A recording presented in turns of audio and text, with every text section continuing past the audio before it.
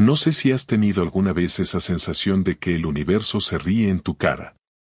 Porque eso fue exactamente lo que me pasó un martes cualquiera de octubre a las 8:47 de la mañana, en pleno centro de Zaragoza. Iba camino al trabajo, como siempre, medio dormido, con el café en la mano y con el mismo podcast de siempre en los auriculares. Lo que no era como siempre, era ese cartel pegado en una farola, justo al lado del paso de cebra frente al mercado central. Y no. No era uno de esos de Se busca gato perdido o clases de inglés con nativo. Era una hoja A4, impresa, plastificada, con pegamento fuerte. Y decía esto. Se busca a esta mujer. Nombre, Ana M. Edad, 36 años. Profesión, enfermera. Especialidad, romper matrimonios. Y justo debajo, una foto. De mi mujer. Me paré en seco. El café me temblaba en la mano. Me quité los auriculares, como si al quitarlos fuese a escuchar una explicación flotando en el aire. Pero no había ninguna explicación. Solo una realidad absurda colgada de una farola. Lo primero que pensé fue que era una broma. Luego pensé en llamar a Ana. Pero no lo hice. Me quedé mirando el cartel como un idiota. Las letras eran negras, claras, firmes. Romper matrimonios. No era una acusación ligera. Eché un vistazo rápido alrededor. Nadie más lo estaba mirando. Como si fuese invisible. Y entonces lo vi, otro cartel igual pegado en la cabina del tranvía. Y otro más, al otro lado de la calle. No era una coincidencia. Alguien se había tomado la molestia de imprimir, plastificar y pegar por lo menos 3 carteles con la cara de mi mujer. Seguí andando, ya no hacia el trabajo, sino calle abajo, buscando más. Encontré 5 en total en menos de 3 manzanas. ¿Sabes esa mezcla de rabia, miedo, vergüenza y desconcierto que te hace sudar frío en pleno octubre? Pues así iba yo. Con el corazón en la garganta y con ganas de romper algo, pero sin saber qué. Porque en ese momento no sabía si Ana me había engañado, si alguien quería joderla, o si me estaban gastando una broma macabra. Cuando llegué a la oficina no dije nada. Ni a mis compañeros, ni a mi jefe. Cerré la puerta del despacho, apagué el portátil y me puse a buscar en Google el nombre del barrio junto con carteles mujer enfermera. Nada. Ninguna noticia, ningún tuit viral, ningún post en Facebook. Silencio absoluto. Pensé en arrancar los carteles. Pero luego pensé que eso sería esconder la cabeza como un avestruz. No. Primero tenía que saber qué coño estaba pasando. Volví a casa antes de que Ana saliera del hospital. No sabía qué iba a decirle. Ni siquiera sabía si quería preguntarle o simplemente fingir que no había visto nada. Pero una cosa la tenía clara, alguien la había señalado. En público. Y yo no sabía si era el cornudo de la historia o el pobre imbécil que aún la defendía. Me tomé 3 cafés esperando. El silencio de la casa pesaba como una losa. Cuando por fin escuché su llavero en la puerta, algo en mi interior se activó. Me levanté sin pensar. Ya no era el Javier tranquilo de siempre. No después de lo que vi esa mañana. Lo que pasó en ese salón, eso te lo cuento en la parte 2, fue el principio del fin. Y te aseguro que fue mucho peor que un mensaje escondido en un móvil. Cuando Ana entró en casa, lo primero que noté fue que no había nada extraño en su forma de moverse. Estaba cansada, como siempre después de un turno de 12 horas, dejó la mochila en el pasillo y soltó un suspiro pesado mientras se quitaba la mascarilla. Esa normalidad tan suya me produjo un nudo en el estómago que creció con cada paso que dio hacia el salón. Yo estaba sentado en una de las sillas de la mesa, con los codos apoyados sobre la superficie, sin café, sin móvil, sin nada que me distrajera porque necesitaba estar en ese estado tenso, como si todo mi cuerpo me obligara a enfrentar el asunto ahora y no más tarde. Cuando me vio, sonrió de forma automática, una sonrisa que en ese instante me provocó rabia porque no entendía cómo podía llegar tan tranquila a casa sabiendo que había carteles con su cara pegados por la ciudad. No supe si quería gritarle o preguntarle con calma, pero sabía que no podría mantener la compostura durante mucho tiempo porque llevaba más de 7 horas dando vueltas a lo que había visto. Ana se quedó mirando mi expresión y frunció el ceño como si no entendiera nada. Me dijo qué pasa, y en ese momento supe que ya no había vuelta atrás, porque esa pregunta tan directa me empujó a poner sobre la mesa lo que había visto en la calle. Me levanté despacio porque no quería parecer impulsivo, aunque por dentro estaba descontrolado, y fui hasta la encimera, donde había dejado uno de los carteles que arranqué justo antes de venir a casa. Lo había doblado 2 veces para que no sobresaliera en mi mochila, pero aún así, cuando lo desdoblé delante de ella y lo extendí sobre la mesa, pude ver cómo su cara perdía color. Eso fue lo que más me llamó la atención, porque su reacción no era de sorpresa normal, ni de incredulidad, ni de risa, ni siquiera de indignación. Era miedo. Miedo seco, directo, como si hubiera estado esperando que tarde o temprano algo así ocurriera. Esa reacción me dejó todavía más descolocado de lo que ya estaba. Le dije que me había encontrado 5 de esos carteles en cuestión de minutos, todos en la zona del mercado, y que probablemente habría más repartidos por la ciudad. Ella no dijo nada durante varios segundos, lo suficiente para que yo sintiera que me sudaban las manos y que el pensamiento de que algo grave pasaba se hiciera más fuerte. Cuando por fin abrió la boca, su voz salió muy baja, como si hablara con dificultad. Me preguntó dónde lo había encontrado y si alguien más lo había visto conmigo, lo cual me molestó todavía más porque parecía centrada en los detalles equivocados. Le dije que no, que estaba solo, y que lo que quería saber era por qué alguien se tomaría la molestia de pegar carteles con su foto y una acusación tan directa. Lo dije sin rodeos porque pensé que cuanto más claro fuera, antes obtendría una respuesta. Ella negó con la cabeza varias veces y se sentó en una de las sillas como si necesitara apoyo. Intentó decir que no sabía nada y que tenía que haber algún error, pero su tono no coincidía con sus palabras. Yo la conozco desde hace muchos años, y cuando miente suele hacerlo de forma torpe, porque nunca ha sabido mentir bien, y en ese instante noté esa misma torpeza. Movía las manos de manera inquieta, evitaba mirarme a los ojos y respiraba más rápido de lo normal. Le dije que no iba a aceptar una respuesta vaga, que necesitaba que me explicara por qué su cara estaba por toda Zaragoza con un mensaje acusándola de estar implicada en la relación de otra pareja. No dije la palabra infidelidad porque, aunque la tenía puesta en la punta de la lengua, aún no podía afirmarlo sin pruebas. Aún así, dentro de mí ya sonaba como un eco. Ella dijo que igual era una enferma del hospital que había tenido algún conflicto con ella, o que quizá alguien se había confundido, o que podía tratarse de un intento de humillarla sin motivo.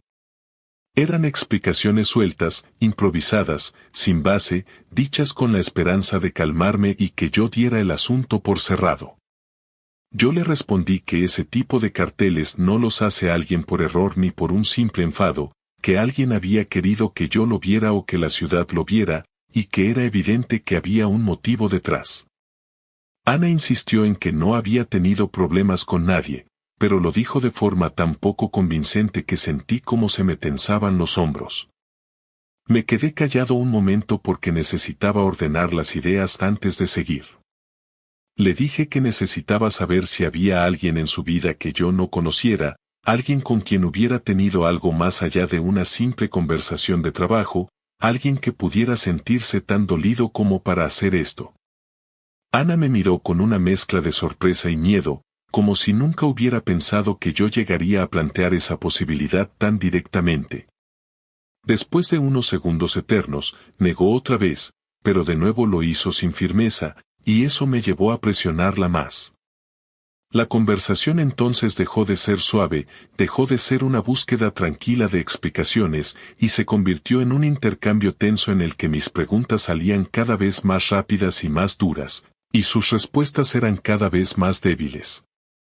Le dije que no estaba dispuesto a ser el último en enterarme de algo que afectaba directamente a nuestro matrimonio, que si había algo que contarme era mejor que lo hiciera ahora y no dentro de una semana cuando alguien me lo contara en la calle. No levanté la voz, pero hablé con una claridad que hasta a mí me sorprendió. Ella empezó a llorar, pero no era un llanto fuerte ni dramático, sino un llanto contenido, silencioso, que solo hacía que su cara se contrajera como si estuviera luchando por no derrumbarse. Y justo cuando estaba a punto de volver a preguntarle, Ana me dijo algo que me dejó completamente quieto: no es lo que tú crees, pero hay alguien que está obsesionado conmigo. Lo dijo sin mirarme, con la vista fija en el cartel. Pregunté de inmediato quién era. Ella tardó en responder, y cuando lo hizo, dijo el nombre de un auxiliar del hospital, un tal Rubén, un hombre del que ella nunca me había hablado. Me dijo que la había incomodado en varias ocasiones, que intentaba acercarse demasiado, que hacía comentarios fuera de lugar y que incluso le había pedido salir varias veces, aunque ella siempre le dejó claro que estaba casada. Yo le respondí que si era tan grave, porque no me había dicho nada, y su respuesta fue que no quería preocuparme y que pensó que él acabaría dejándola en paz. Eso no me convenció, pero por primera vez desde que empezó esta conversación noté que lo decía con algo de firmeza. Sin embargo, todavía faltaba algo importante, y lo sabía.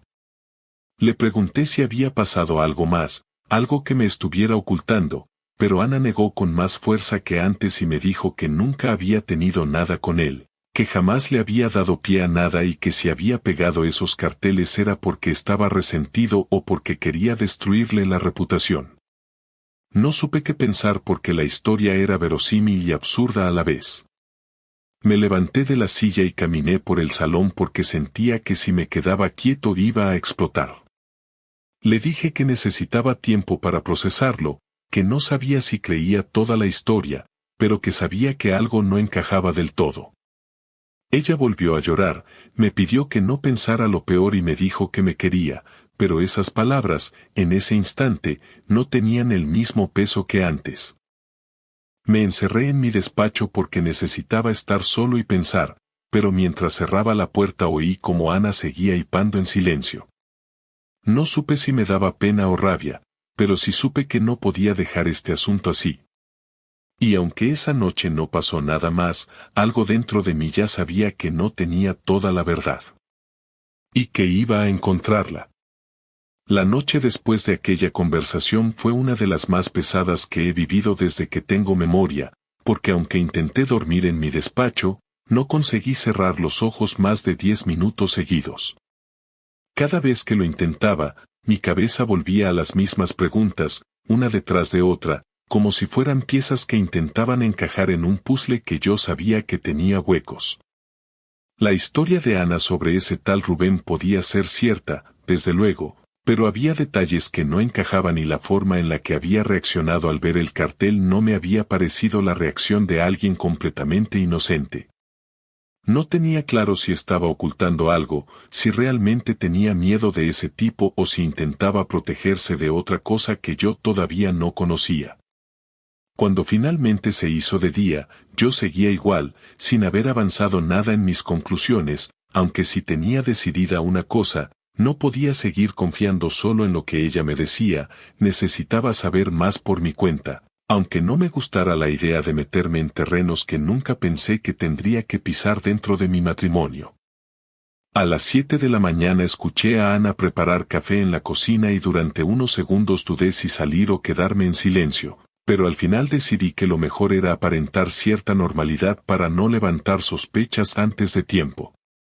Ella me miró con ojeras profundas, los ojos algo hinchados por el llanto y un gesto que intentaba parecer tranquilo, aunque no lo conseguía del todo. Me preguntó si había dormido algo y yo respondí que muy poco, que tenía demasiadas cosas en la cabeza y que necesitaba tiempo para ordenar pensamientos, y ella me dijo que lo entendía. Intentó acercarse para abrazarme, pero me aparté de manera suave, sin brusquedad, solo lo justo para marcar distancia, y aunque sé que le dolió, pensé que no podía fingir que todo estaba bien. No después de haber encontrado carteles con su cara por la ciudad y de haber escuchado una explicación que no me terminaba de convencer. Mientras desayunábamos, Ana insistió en que todo lo que me había contado era verdad, que no había tenido ninguna relación con nadie y que la situación con ese auxiliar del hospital había sido incómoda durante meses, aunque nunca había llegado a nada grave. Añadió que si no me lo había dicho antes era porque sabía que yo me alteraba mucho cuando alguien se metía con ella o la faltaba al respeto, y no quería que yo fuera al hospital a montar un conflicto. Esas palabras consiguieron calarme un poco, porque era cierto que yo siempre he sido muy protector con ella, a veces demasiado, y podría ser verdad que no quisiera verme enfrentándome a un tipo en su lugar de trabajo. Sin embargo, seguía habiendo un espacio oscuro entre sus explicaciones, un hueco que yo sentía que ocultaba una parte importante del problema. Después de dejar a Laura en el colegio, decidí no ir directamente al trabajo, aunque se lo dije a Ana para no preocuparla. Conduje hasta el mercado, aparqué donde pude y me dediqué a recorrer la zona para ver si encontraba más carteles.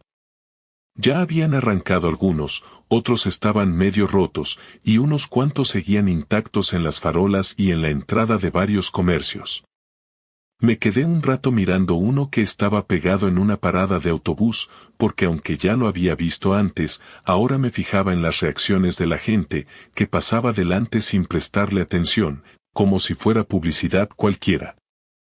Nadie se detenía a observar, nadie murmuraba, nadie señalaba la foto, lo que me hizo pensar que tal vez aún no era tan conocido como yo temía. Arranqué 3 más y los metí en mi mochila para tenerlos guardados, porque intuía que podrían servirme más adelante si tenía que demostrar algo. Cuando terminé de recorrer la zona principal, caminé hacia el hospital donde trabajaba Ana. No entré, por supuesto, porque sabía que no era una buena idea que me vieran rondando por allí, pero me quedé un rato frente a la plaza que había en la entrada principal, observando a la gente salir, entrar, charlar, fumar, revisar carpetas o moverse deprisa de un edificio a otro. Intentaba imaginar cuál de esos hombres podía ser Rubén, aunque no tenía ni una pista física y apenas un nombre. No sabía si era alto, bajo, mayor, joven, con barba o sin barba.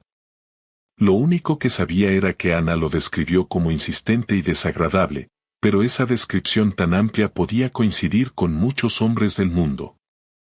Me quedé allí casi media hora, y aunque no conseguí identificar a nadie, sí reforcé mi idea de que necesitaba información más concreta. En lugar de volver a casa o al trabajo, conduje hasta el polígono donde trabaja mi amigo Pedro, que es de los pocos con los que puedo ser completamente sincero. No fui con la intención de contarle todo, pero sí quería escuchar una opinión externa antes de seguir adelante. Pedro me recibió en su despacho con la misma cara de cansancio que tiene siempre, y cuando le pedí 5 minutos a solas, supo que algo serio pasaba. Le conté la historia de los carteles con la foto de Ana y su reacción, pero evitó preguntar directamente si sospechaba que ella había tenido una aventura, porque sabía que si yo no lo decía por mi cuenta, no iba a querer escucharlo de su boca. Cuando terminé, se quedó pensativo unos segundos y me dijo que, aunque la historia de Ana podía ser cierta, era demasiado extraño que no me hubiera comentado nada antes si ese tal Rubén llevaba tiempo molestándola, porque una cosa es evitar discusiones y otra esconder un acoso durante meses. Me dijo que tenía que estar atento, que no sacara conclusiones precipitadas, pero que tampoco fuera ingenuo porque la situación era muy rara. Esa frase se me quedó clavada porque resumía exactamente lo que yo sentía. No quería acusarla de algo sin pruebas, pero tampoco quería ser el idiota que descubre la verdad demasiado tarde. Esa tarde, al volver a casa, me encontré a Ana mucho más nerviosa que por la mañana. Estaba en el sofá, con el pelo recogido de cualquier manera y la mirada perdida en un punto indefinido del salón. Me dijo que había tenido un día horrible, que no había podido concentrarse en nada y que sentía que alguien la vigilaba. No supe si lo decía por el cartel o por otra cosa, pero sentí que estaba ocultando algo más. Le pregunté si quería que fuéramos a denunciar a Rubén, si realmente pensaba que él había sido el responsable, y ahí fue donde su reacción me volvió a desconcertar.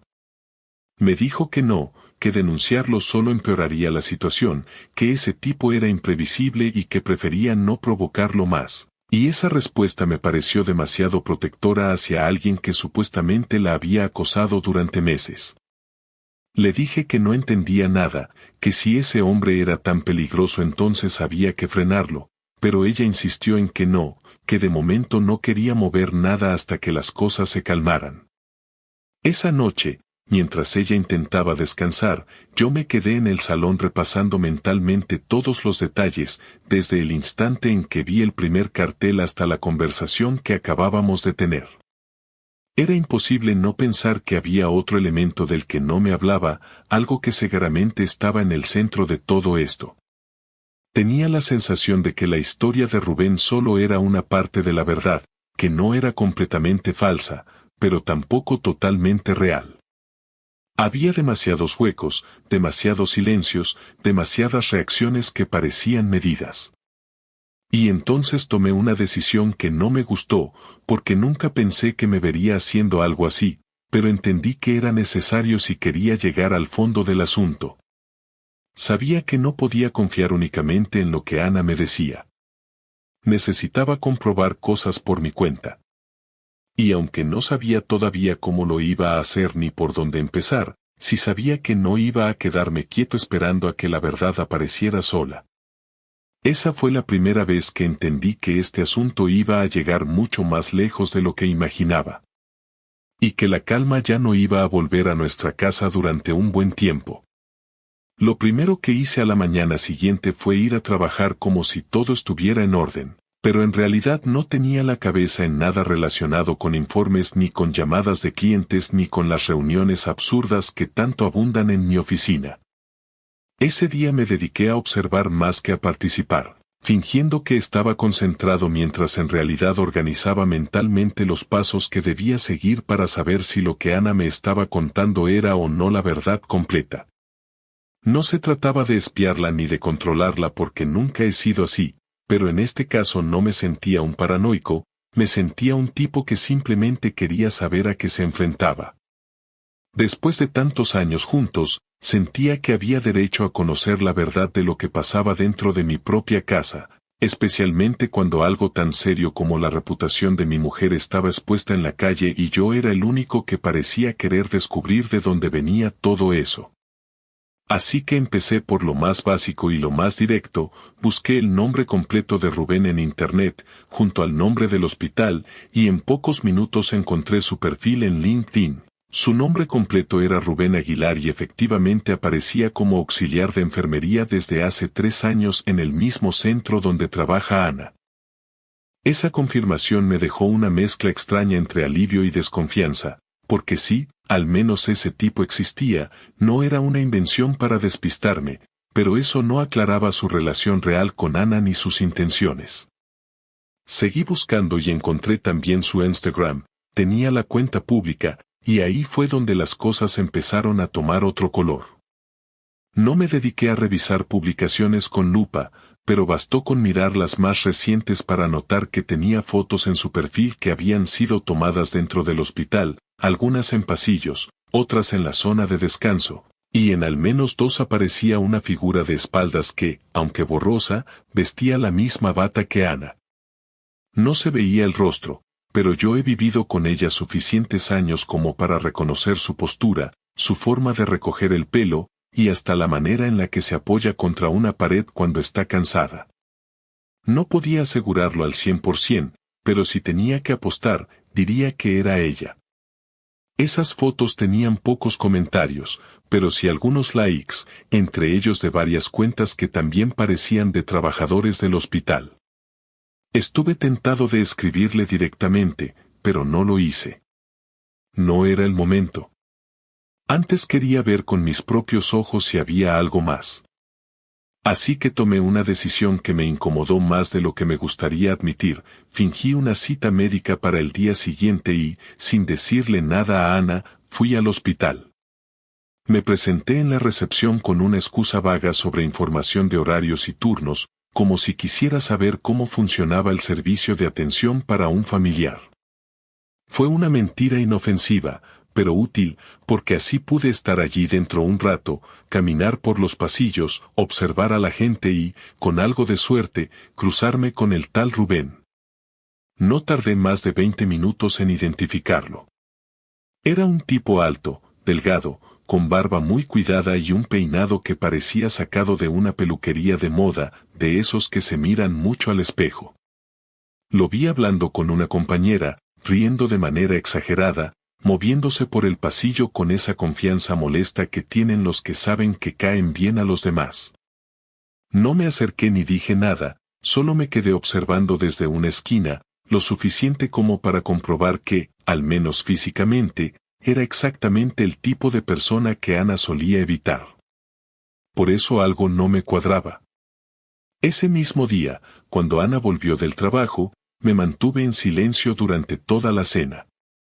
Ella notó que estaba distante, y aunque intentó sacar el tema de nuevo, yo le dije que prefería dejarlo descansar un poco porque tenía la cabeza muy cargada y no quería discutir.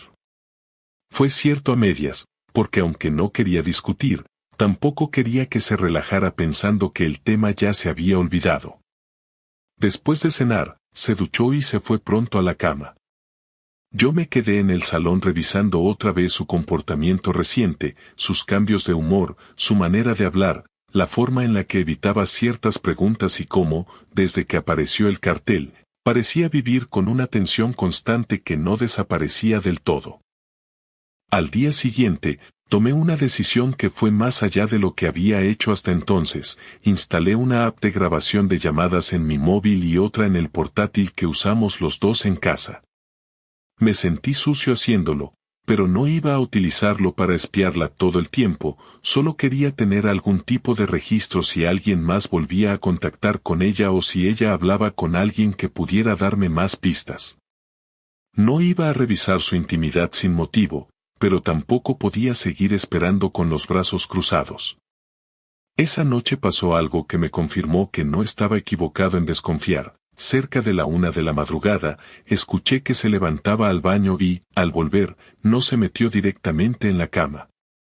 En lugar de eso, se quedó en el pasillo, revisando algo en su móvil. Me levanté en silencio, abrí apenas la puerta de mi despacho y la vi de espaldas, tecleando rápido, con la pantalla muy cerca del rostro. Cuando se dio cuenta de que yo había salido de la habitación, fingió estar viendo la hora y volvió a la cama sin decir palabra. Yo tampoco dije nada, solo cerré la puerta y me quedé quieto. La mañana siguiente fingí que todo estaba bien. Me levanté como si no hubiera notado nada y le preparé el café como siempre. Ella me agradeció el gesto con una sonrisa tensa, y luego se fue al trabajo sin decir mucho más. A media mañana, revisé el portátil y encontré que había accedido a un correo que no conocía, uno con un nombre extraño que no usaba para nada en común conmigo. Estaba logueado en una sesión en segundo plano, y cuando abrí la bandeja de entrada, vi que los últimos correos eran solo de un destinatario, R. Aguilar. El contenido era corto, mensajes tipo nos vemos en el descanso o mañana no podré escaparme, pero uno de ellos me rompió algo por dentro, porque decía, te prometo que esta semana le hablaré claro, no puedo seguir así. Cerré el portátil con fuerza, lo dejé sobre la mesa y sentí cómo me temblaban las manos. Ya no eran sospechas, ya no era paranoia, ya no era solo un cartel misterioso en la calle. Ahora tenía una frase clara, escrita por ella, que hablaba de mí como una barrera, como un problema a resolver. Ella había estado con ese tipo, por mucho que lo negara, y ahora parecía que estaba buscando la forma de salir del lío sin que la situación se le fuera completamente de las manos. Me senté frente al ordenador sin saber qué hacer primero, si llamarla, si enfrentarla esa misma noche, si imprimir todo o si enviarle los correos a su madre. Pero no hice nada, porque sabía que cualquier reacción mía en caliente solo iba a complicar aún más las cosas. Guardé las capturas en un USB, escondí el archivo en una carpeta invisible dentro del sistema, y luego cerré todo como si nada. Esa noche me acosté junto a ella por última vez como si fuéramos una pareja normal. Pero yo ya sabía que lo que venía después no iba a parecerse en nada a la vida que habíamos construido juntos. La mañana que decidí confrontarla no fue planificada con antelación, no preparé un discurso ni pensé en estrategias para que se derrumbara emocionalmente. Simplemente llegó el momento en el que ya no podía seguir sosteniendo la farsa de la normalidad, no después de leer por quinta vez ese correo en el que ella decía que me hablaría claro, como si su vida dependiera de eso y como si yo fuera un obstáculo, una figura que había que apartar para que ella pudiera respirar, como si no lleváramos 15 años compartiendo casa, hija, rutinas, dinero y decisiones, y lo peor de todo fue que incluso después de leer eso seguía esperando que ella tuviera una explicación que me calmara, aunque fuera una explicación a medias, algo que no sonara a excusa barata o a un intento de cambiarme el foco de atención, así que cuando terminó su turno de mañana, le escribí que comiera en casa, que tenía algo importante que decirle y que prefería hablarlo en persona, y aunque tardó más de lo normal en responder, al final solo me escribió vale, sin signos de interrogación, sin emojis, sin nada.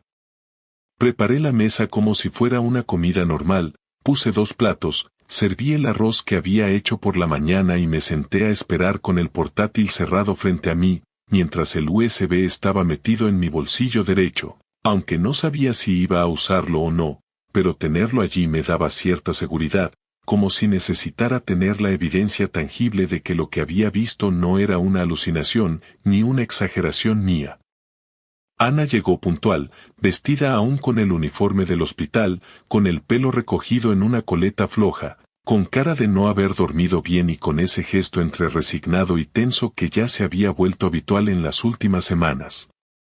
Saludó con un hola tan débil que apenas lo escuché, dejó su bolso en la silla del pasillo y se sentó frente a mí sin tocar la comida.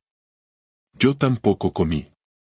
Le dije que esa conversación era necesaria, que ya no podía seguir fingiendo que creía en lo que me había contado sobre Rubén, que necesitaba que me dijera la verdad sin rodeos y sin vueltas, porque ahora sí tenía pruebas. Tenía frases claras que no admitían interpretación y que quería que me confirmara con su boca lo que yo ya sabía, pero que aún necesitaba escuchar. Ella no respondió al instante, no levantó la voz, no negó ni afirmó nada, solo me miró fijamente, como si estuviera decidiendo si me odiaba o me compadecía, y después de unos segundos, dijo una frase que no me esperaba: ya no tiene sentido seguir mintiendo. No me alegró escuchar eso. No sentí alivio ni paz, solo rabia contenida, porque significaba que todo lo que había sospechado era cierto y que ella había jugado conmigo sabiendo que mentía desde el principio. Le pregunté cuánto tiempo llevaba con él, y ella, mirando al plato como si le costara hablar, dijo que había empezado hace unos meses, que fue algo que no buscó, que simplemente se dio y que no supo cómo frenarlo. Le pregunté si me había engañado físicamente o si solo habían sido mensajes y juegos, y sin dudarlo me respondió que sí, que habían estado juntos varias veces, que al principio fueron solo charlas en los descansos del hospital, pero que después las cosas se intensificaron. Le pregunté dónde, con una voz que me sorprendió por lo baja que sonó, como si yo mismo no quisiera saberlo, y ella me dijo que en su coche, en un hotel de las afueras y una vez en el propio hospital, en una de las salas cerradas de descanso del personal. No me levanté, no grité, no la insulté.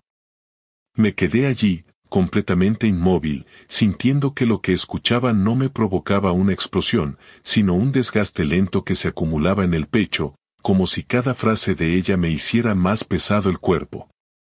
Le pregunté si alguna vez pensó dejarme por él, y me dijo que no estaba segura, que Rubén era diferente, que la hacía sentir deseada y viva, pero que también era un egoísta, un tipo con el que no se veía a largo plazo, que en realidad nunca le pidió que dejara a su familia, solo que se escondiera con él un rato más.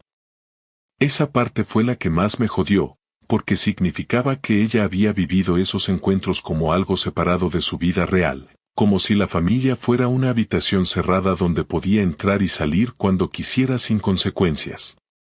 Le pregunté si él sabía que yo ya lo sabía, si estaba al tanto de los carteles, y me dijo que no, que probablemente no, que según ella eso había sido cosa de otra enfermera, alguien con la que él había estado antes, una tal Patricia, que cuando descubrió que ahora estaba con Ana, se volvió loca y empezó a acosarla con mensajes anónimos. Me contó que esa Patricia era inestable, que ya había tenido problemas con otros compañeros, y que estaba convencida de que fue ella quien pegó los carteles como forma de venganza contra ambos. Le dije que eso era muy conveniente, que justo ahora aparezca una tercera persona para desviar el foco de atención, y ella me juró que era verdad, que si quería podía buscarla en el hospital, que había denuncias internas sobre ella, que no era invención suya. Le pregunté por qué no me lo había dicho antes, y me dijo que porque sabía que ya no le creía nada, que cualquier cosa que dijera sonaría a excusa. Durante un minuto no hablamos. Solo se escuchaba el reloj de la cocina marcando los segundos. Yo tenía la boca seca, el cuerpo en tensión y una sensación asquerosa de estar metido en una situación que ya no controlaba en absoluto. Le dije que no quería verla más en casa, que se fuera esa misma noche a dormir donde quisiera, con quien quisiera, que no iba a echarla con violencia, pero que tampoco iba a permitir que siguiera durmiendo bajo el mismo techo que yo como si nada hubiera pasado. Ella se quedó mirándome en silencio, se levantó despacio, tomó su bolso y se encerró en el baño. No lloró, no gritó, no imploró. Solo se fue. Llamé a mi hermana y le conté lo que pasaba. Le pedí que viniera a por Laura al salir del colegio y que la llevara a su casa por unos días. No quería que mi hija estuviera allí mientras su madre hacía la maleta ni mientras yo pensaba cómo seguir viviendo en una casa donde todo me resultaba ahora una broma pesada. Mi hermana no preguntó demasiado, solo me dijo que pasaría por ella y que podía contar con ella para lo que necesitara. A veces la familia no necesita detalles, solo señales de que hay que estar. Esa noche Ana se fue a casa de una amiga, según me dijo por mensaje, y no volví a verla durante los días siguientes. Yo aproveché para cambiar la cerradura, para vaciar los armarios donde ella guardaba sus cosas y para dejar todo preparado para el siguiente paso, que ya tenía claro, el divorcio.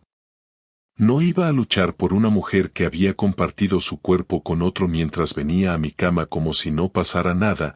No iba a negociar mi dignidad, ni a permitir que alguien me explicara cómo debía gestionar el dolor. Esa misma semana pedí cita con un abogado y empecé a poner en orden todo lo necesario para terminar con aquello que ella había destrozado. Cuando Ana volvió a casa 3 días después, ya no tenía llave para entrar y tuvo que tocar el timbre como si fuera una desconocida.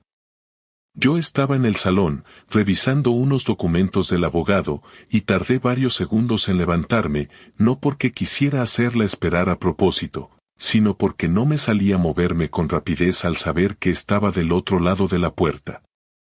Abrí sin decir nada y la vi con una mochila al hombro, el rostro cansado y una mirada distinta, más apagada, sin ese tono de superioridad que a veces le salía cuando discutíamos por tonterías. Me preguntó si podía entrar a recoger algunas cosas, que no iba a tardar, que solo quería su ropa, su portátil y unos documentos. Le dije que podía pasar, pero que no iba a acompañarla, que hiciera lo que tuviera que hacer y que luego se fuera sin más, que no estaba de humor para hablar ni para escuchar justificaciones otra vez. Ella no discutió, no replicó, no pidió explicaciones. Entró con la cabeza baja y caminó directamente al dormitorio, mientras yo me quedaba en la cocina, de pie, mirando por la ventana, escuchando el sonido de las perchas moviéndose y las cremalleras abriéndose. Tardó unos 40 minutos, aunque a mí me parecieron horas. Antes de irse volvió al salón, me miró desde la puerta y me preguntó si podíamos hablar unos minutos. Le dije que no tenía nada más que decirle, que ya había escuchado lo suficiente y que prefería mantener la distancia porque si empezábamos a hablar de nuevo íbamos a terminar gritando o diciéndonos cosas de las que después nos íbamos a arrepentir. Ella insistió en que no quería discutir, que solo necesitaba decir algo y que después se iría sin volver a molestarme. Acepté, más por cerrar el capítulo que por interés real, y me senté mientras ella se quedó de pie, como si supiera que ya no tenía sitio en esa casa. Me dijo que no esperaba que la perdonara, que no tenía derecho a pedirme nada después de lo que había hecho, pero que quería explicarme algo que no tenía que ver con excusas ni con el otro tipo. Me dijo que llevaba tiempo sintiéndose vacía, que no se reconocía a sí misma, que la rutina la había arrastrado a un punto donde ya no sabía si era madre, esposa o una persona con identidad propia, que Rubén no había sido más que una vía de escape estúpida, una forma de sentirse vista en medio de una vida que se había vuelto predecible y asfixiante, pero que nunca dejó de quererme ni de valorar todo lo que yo hacía. Le respondí que esas palabras llegaban tarde, que si se sentía tan perdida debía haber hablado conmigo, que yo no era adivino y que no podía arreglar lo que no se me contaba. Le dije que todos nos sentimos vacíos alguna vez, pero que no todos buscamos el cuerpo de otra persona como solución temporal a nuestros problemas. Ella bajó la mirada, respiró hondo y me dijo que entendía, que tenía razón, que había traicionado algo más profundo que un compromiso legal, que había roto la confianza y que eso no se recuperaba con palabras.